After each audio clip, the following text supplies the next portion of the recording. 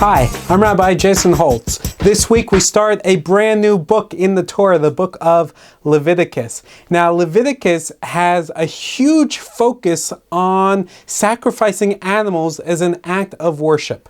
Now, most people, their eyes glaze over just a little bit when they read the Book of Leviticus. Personally, I can't understand why. Now, I do have this historical interest in the role of the cow in the Jewish tradition. Take a look at this from Purim a few years ago. What can I say? Future Torah scroll.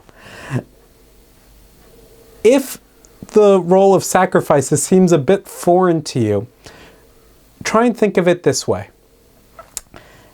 All the ancient Israelites were doing was preparing a meal for God.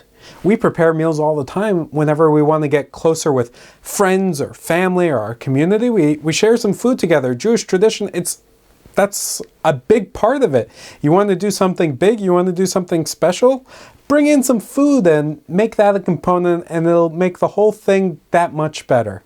Well, the ancient Israelites were thinking along the same lines.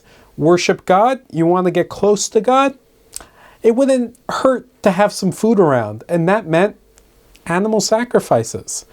Now, animal sacrifices weren't so different than just a barbecue. The priest was the butcher, the grill master, the altar was the grill itself, the barbecue. Put it on, offer the animal up, maybe put some spices in, some frankincense, some myrrh. Sounds pretty good, right? Now, if you're the vegan sort or vegetarian, I can't really help you. And that's a very fair position to make. Lots and lots of people believe that way. Very legitimate criticism of it. If you're the sort of person who does occasionally enjoy a hamburger though, not too different. The priests would offer up the sacrifice, cook it. Some would go to people, the priests, the Levites, and so on. Some would go to God to share in that. And that would be that. Now, we don't offer animal sacrifices anymore, but we're going to be reading this book for some time now. So let me just give you this final thought. Our ancestors were trying to draw close to God. As we read this book and we think about our own spiritual journeys, our own desire to reach out and connect with the divine, our own search for meaning, we can look to our ancestors perhaps for a little bit of guidance or at least inspiration along the way.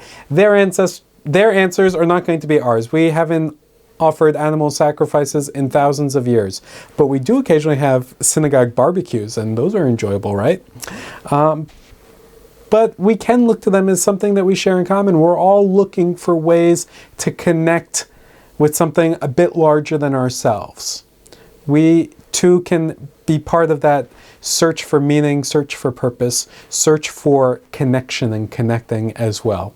So that can be our guide as we read this book of Leviticus, Vayikra, over the coming weeks and months. Bye now.